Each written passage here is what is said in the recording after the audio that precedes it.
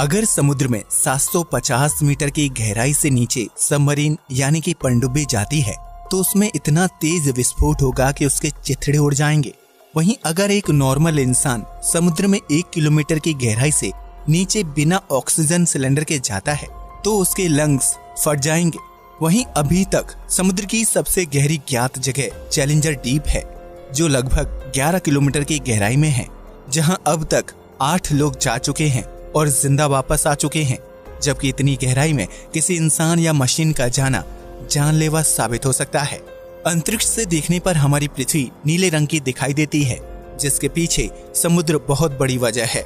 धरती के लगभग 71% हिस्से में समुद्र फैला हुआ है, जिसमें मौजूद पानी की वजह से पृथ्वी को नीला ग्रह कहा जाता है। लेकिन क्या आपने कभी सोचा है कि समुद्र के नीचे कौन सी चीज है? यहाँ हम समुद्र के अंदर नहीं बल्कि समुद्र के नीचे मौजूद चीज का पता लगाने की बात कर रहे हैं। समुद्र के नीचे क्या है? इस सवाल का जवाब जानने से पहले ये जानना जरूरी है कि समुद्र की गहराई कितनी है और यहाँ क्या कुछ गतिविधियां होती हैं। तो आइए शुरू करते हैं ये मजेदार वीडियो। समुद्र और जीवन। ये तो हम सभी जानते हैं कि धरती पर जीवन की शुरुआत समुद्र से ही हुई थी, जहाँ सूक्ष्म जीव और बैक्टीरिया ने जन्म लिया और बीतते समय के साथ जीवों की कई प्रजातियां अस्तित्व में आईं। ऐसे में ये कहना गलत नहीं होगा कि समुद्र धरती में जीवन देने वाले मुख्य तत्वों में से एक है, जिसके अंदर लाखों करोड़ों जीव जंतुओं की प्रजातियां निवास करती हैं। आज तक इंसान समुद्र का सिर्फ 5% हिस्सा ही खंगाल पाया है। ऐसे में समुद्र के बाकी 67% हिस्से में क्या है, ये कोई नहीं जानता। लेकिन वैज्ञानिक समय समय पर समुद्र के अंदर विभिन्न चीजों की खोज करने के लिए रिसर्च करते रहते हैं, जिसके तहत इंसान एक हद तक समुद्र की गहराइयों तक पहुंचने में कामयाब हो पाया है। प्रशांत महासागर के मारियाना ट्रेंच में मौजूद चैलेंजर डीप को पृथ्वी की सबसे गहरी ज्ञात जगह के रूप में जाना जाता है। इस जगह की गहराई 10,902 से 11,022 मीटर यानी कि 11 किलोमीटर के करीब है। इस जगह पर सूर्य की रोशनी नहीं पहुंचती और चारों तरफ घना अंधेरा होता है। इतना ही नहीं, चैलेंजर डीप में पानी का प्रेशर इतना तेज होता है कि वहां तक पहुंचना किसी भी इंसान या मशीन के लिए जानलेवा साबित हो सकता है। हालांकि अब तक सिर्फ 8 लोग ही चैलेंजर डीप की गहराई तक पहुंचने और वहां से जीवित बचकर वापस आने में सफल रहे हैं। लेकिन समुद्र की गहराई और उसके नीचे मौजूद चीजों का अंदाजा सिर्फ चैलेंजर डीप से ही नहीं लगाया जा सकता, क्योंकि इस समुद्र में सैकड़ों राज दफन हैं। समुद्र की गहराई। अगर आप समुद्र की गहराई को अच्छी तरह से समझना और देखना चाहते हैं तो उसके लिए शुरू से शुरुआत करनी होगी।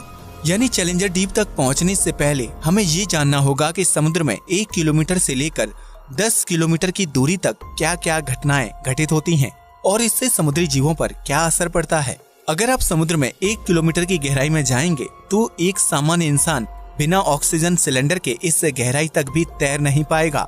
एक इंसान ज्यादा से ज्यादा 800 फीट की गहराई तक की तैराकी कर सकता है। उससे नीचे जाने पर उसे सांस संबंधी समस्याएं होने लगती हैं। समुद्र में 1 किलोमीटर की गहराई पर जाने से इंसान को बेहद तेज वाटर प्रेशर का सामना करना पड़ेगा, जिसकी वजह से उसके फेफड़े भी फट सकते हैं। हालांकि जलीय जीवों के लिए यह प्रेशर बिल्कुल भी जानलेवा नहीं होता है। इसलिए समुद्र में 1 किलोमीटर की गहराई में मछलियों समेत दूसरे जलीय जीवों की विभिन्न प्रजातियां निवास करती हैं। वहीं समुद्र की सबसे बड़ी शिकारी मछली यानी ब्लू व्हेल अपने शिकार की तलाश में 500 मीटर की गहराई तक जाने की क्षमता रखती है, जबकि आमतौर पर यह मछली 300 से 350 मीटर की गहराई में निवास करती है। अगर आप इससे आगे समुद्र की गहराई में जाते हैं तो आपको 750 मीटर की गहराई में पनडुब्बियां नजर आएंगी। ये पनडुब्बियां पानी के अंदर रहकर दुश्मन देश की गतिविधियों पर नजर रखती हैं, ताकि समुद्र से किसी प्रकार का हमला ना किया जा सके। लेकिन 750 मीटर से ज्यादा गहराई में जाने पर पनडुब्बी पानी का प्रेशर नहीं झेल पाती और कुछ ही मिनटों में फट जाती है। यानी 800 मीटर की गहराई तक जाने पर आपको तापमान बेहद कम महसूस होने लगेगा। यह वो जगह होगी जहां सूर्य की रोशनी ना के बराबर पहुंचती है। इसी वजह से समुद्र की उस गहराई में बेहद ठंडा तापमान होगा। लेकिन कुछ जलीय जीव उस तापमान में भी खुद को जीवित रखने की कला सीख चुके हैं।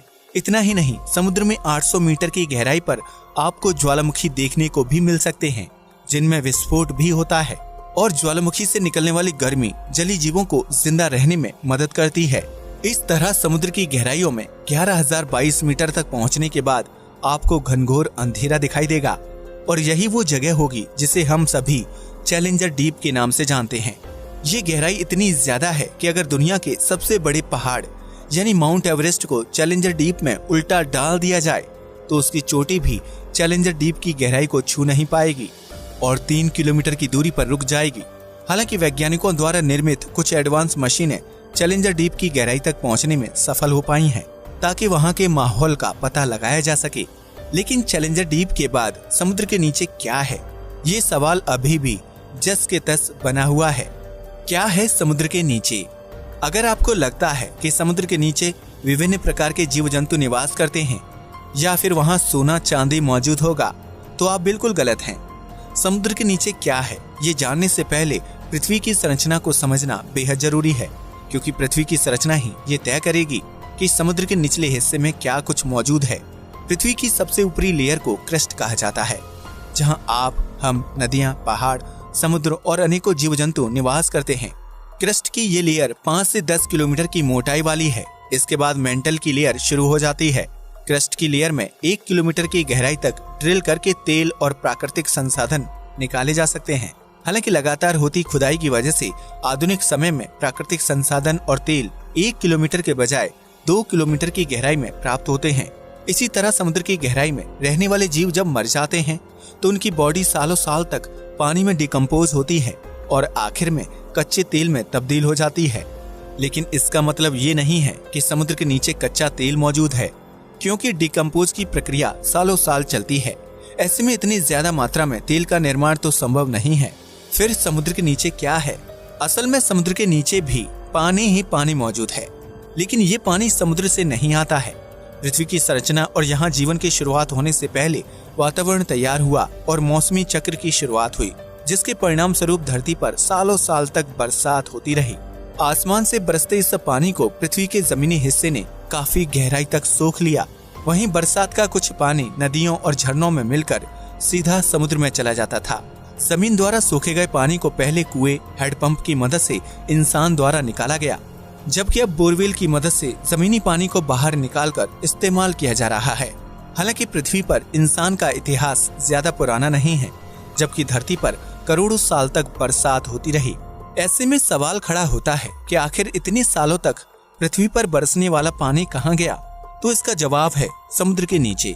जी हाँ, आपने बिल्कुल सही सुना। समुद्र के नीचे कुछ और नहीं बल्कि सालों साल से इकट्ठा हुआ बरसात का पानी मौजूद है।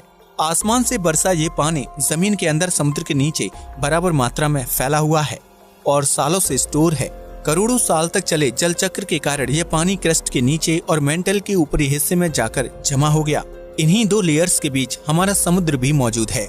इसलिए ये कहा जा सकता है कि समुद्र के नीचे कुछ और नहीं बल्कि सालों पहले बरसात के जरिए धरती पर आने वाला पानी मौजूद है। समुद्र के नीचे बहती हैं नदियाँ। यह सुनने में थोड़ा अजीब और अविश्वसनीय लगता है कि समुद्र के नीचे भी पानी ही पानी मौजूद है, लेकिन इस थ्योरी को कई वैज्ञानिकों ने रिसर्च द्वारा सही साबित किया है। समुद्र के नीचे क्या है, इस बात का पता लगाने के लिए वैज्ञानिक कई साल से रिसर्च कर रहे थे, जिसके परिणाम स्वरूप सबसे पहले मैक्सिको के समुद्र के नीचे नदी की खोज की गई। वैज्ञानिकों ने इस नदी का नाम सिनोटे एंजेलिटा रखा, जो कहीं कहीं पर 115 फीट समुद्र के नीचे बहती है और उसका पानी ताजा नहीं बल्कि खारा है। इसी तरह ब्लैक सी के नीचे भी दुनिया की 6ठी सबसे बड़ी नदी मिली थी, जो 100 फीट नीचे समुद्र में बहती है। इस नदी की रफ्तार 6 किलोमीटर पर आवर है, जो हर बहाव के साथ 22,000 क्यूबिक मीटर पानी लेकर चलती है।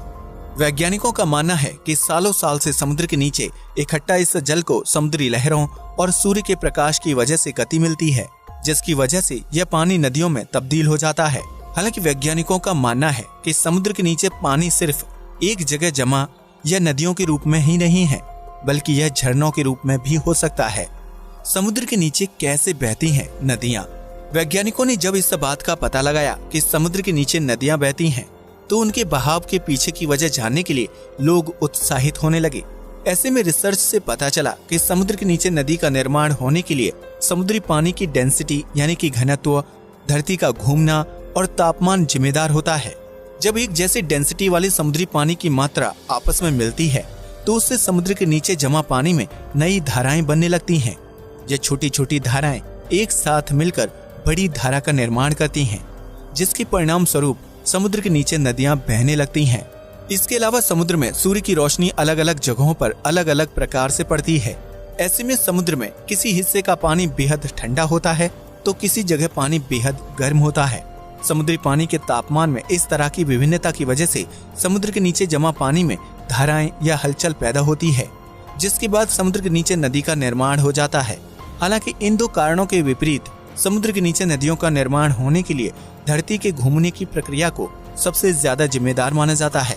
पृथ्वी लगातार अपनी धुरी पर घूमती रहती है, जिसकी वजह से जमीन के अंदर जमा पानी में कंपन और हलचल होती है। यही हलचल छोटी छोटी धाराओं को जन्म देती है, जिससे एक बड़ी धारा का निर्माण होता है और परिणाम स्वरूप समुद्र के नीचे नदियां बहने लगती हैं। समुद्र के नीचे धरती के घूमने की वजह से निर्मित होने वाली सबसे बड़ी नदी को गल्फ धारा के नाम से जाना जाता है। यह नदी इतनी बड़ी है कि अगर दुनिया के सभी नदियों का पानी एक साथ मिला दिया जाए तब भी गल्फ की धारा का आकार बड़ा ही होगा। इस धारा में बहने वाले पानी को अंतरिक्ष में घूम रही सैटेलाइट से भी आसानी से देखा जा सकता है, क्योंकि इसका नीला रंग जल्दी से ध्यान खींचता है। इसलिए यह कहना गलत नहीं होगा कि मौसमी चक्र की वजह से धरती पर सालों साल तक वर्षा हुई और उसका पानी धरती के अंदरूनी हिस्सों में जाकर इकट्ठा हो गया। वर्तमान में यही पानी समुद्र के नीचे नदियों और झीलों के रूप में बह रहा है। अब तो आप समझ ही गए होंगे कि समुद्र के नीचे क्या है और वह समुद्र के निचले हिस्से तक कैसे पहुंचा। यकीनन पृथ्वी के निर्माण से लेकर उसकी संरचना और वास्तविक स्थिति सब कुछ बहुत ही रहस्यमयी है, जिन्हें सुलझाने का प्रयास इंसान सालों से कर रहा है। अब ये देखना दिलचस्प होगा कि समुद्र के नीचे मौजूद पानी में भी जीवन संभव है या नहीं। इस बारे में आपकी क्या राय है? कमेंट सेक्शन में जरूर बताइएगा। नमस्कार दोस्तों।